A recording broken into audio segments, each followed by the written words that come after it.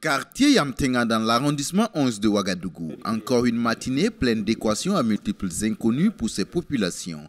Des jeunes, vieux, hommes et dames assis observent désemparés ce qui reste de la maison de leurs cohabitants. De la demeure de Kiswen Sida Kaboré, il ne reste plus qu'un pan du mur et le plancher. Ces affaires entreposées ça et là dans la cour. De façon qu'ils sont venus déguerpiller maître militant, c'est en pleine matinale. Et en plus, ils ont fait sortir son bagage. Voilà, les bagages sont toujours là. Voilà, ils vont faire sortir sa famille et ils ont commencé à casser la maison. Voilà, au fur et à mesure jusqu'à démolir totalement la cour.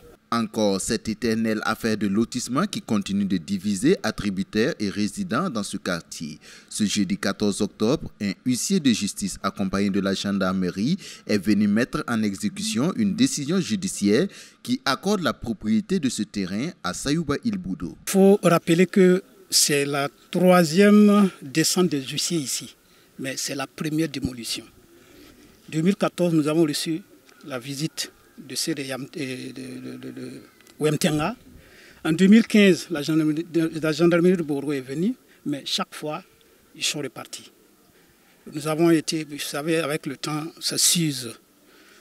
Donc nous avons été surpris hier matin. On est arrivé à trouver qu'ils avaient déjà fini le travail. Nous souhaiterons qu'ils reviennent. Malgré l'opposition des riverains, le matériel a été mis dehors et la maison démolie. Mais ses habitants réunis en association ne s'avouent pas vaincus.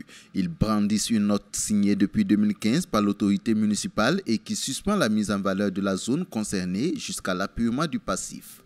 Dans le souci de préserver la cohésion et la paix sociale, le maire rappelle la population que la mise en valeur des parcelles dans les sections suivantes est interdite. Ce sont secteur 46, section 447, section 449, Yamtenga.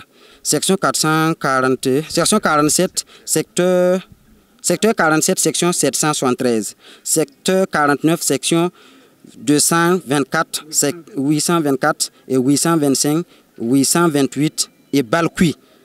Le maire sait compter sur les bonnes compréhensions de tous. Ce qui nous dérange beaucoup, c'est parce que nous avons aussi mené des démarches. En 2015, où nous avons eu des audits sous la transition, qui semble être impartial. Ça dort au niveau du cabinet d'instruction numéro 5 ou 4, je ne me souviens plus. En réalité, la genèse de cette affaire remonte au lotissement de 2003 et 2006. Le même terrain aurait été attribué à 3 personnes différentes, mais seul le dernier attributaire a pu faire les papiers juste avant la suspension des lotissements en 2011. Suite au recensement, il y a eu 3 catégories. La première catégorie, c'est RR, qui veut dire résident réel. Ces gens-là payent 50 000. La deuxième catégorie, c'est PNR, propriétaire non résident. Eux, ils payent 100 000. Et la dernière catégorie, c'est NCH, nouvelle construction habitée. Et aussi, c'est 100 000, mais ces derniers sont priés d'attendre. C'est-à-dire qu'on s'occupe pas on va finir avec les 2 premières catégories avant de s'occuper d'eux. Par exemple, son numéro est sorti RR, résident réel, et il a payé les 50 000. Les 2 autres qui sont avec lui dans la même parcelle, et c'est PNR, c'est-à-dire qu'ils n'ont pas dormi ici, propriétaire non résident.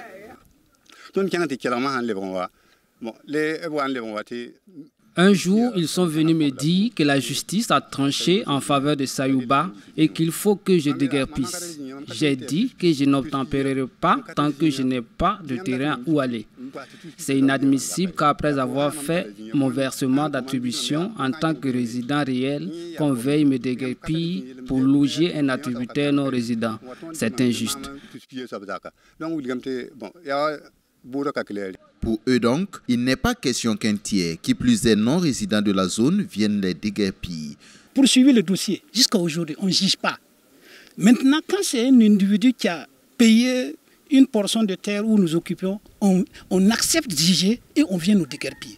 Ce que nous voulons faire, ce que nous allons faire, nous allons remettre la maison à sa place et attendre qu'on vienne nous tuer ici. Personne ne va quitter ici parce que la justice a donné raison à quelqu'un. Moi, j'ai comme l'impression que les autorités veulent qu'il y ait mort avant d'arranger le problème. Ce n'est pas possible. Vous êtes conscient que le problème n'a pas été bien fait. Et on a même fait un communiqué sous la transition qui a été reconduite actuellement pas le maire actuel. On dit les sections contestées, ne construisez pas. Pourquoi vous insistez? Pourquoi, quand on va à la justice, ils ne veulent pas voir le communiqué? Faisant fi de la décision de justice, ils se sont même lancés dans la reconstruction de la maison démolie pour reloger leurs membres. Si la justice voulait qu'il y ait la paix sociale dans ce pays, c'est écouter les deux parties.